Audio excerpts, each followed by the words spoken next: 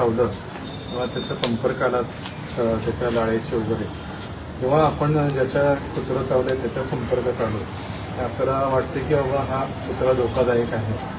तर अशा परिस्थितीत आपण इंजेक्शन ARV जे आपल्याकडे डॉक्टरीन हॉस्पिटलला अवेलेबल आहे तिथं हा इंजेक्शनचा डोस घ्यावा आणि त्या रॅबीज या रोगापासून आपलं संरक्षण आपण व्हावं.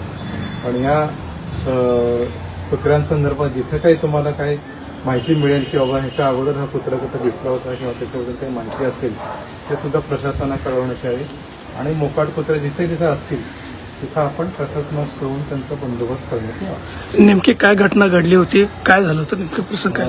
दिनांक हा मे महिन्याच्या लहान मुलाला समर्थ 12 मेला लहान मुलगा समर्थ 9 वर्षाचा त्याला ते सायकल खेळत असताना होतो संध्याकाळी सायकलवरनं पडला. त्याच्यात समोरच 2 कुत्र्यांची भांडणं झाली असल्यामुळे तो गांगरून गेला आणि त्याच्या पायाला जखम झाली होती.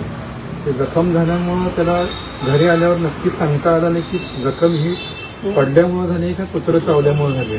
त्यामुळे 2 महिने सलग त्याच्याकडे ह्याच्याकडे दुर्लक्ष झालं आणि त्याच वेळेस जर का त्याला एखाद्या जर लक्षात आलं असतं किंवा एक इंजेक्शनचा एक डोस जरी मिळाला असता तरी सुद्धा ही वेळ आली नसती.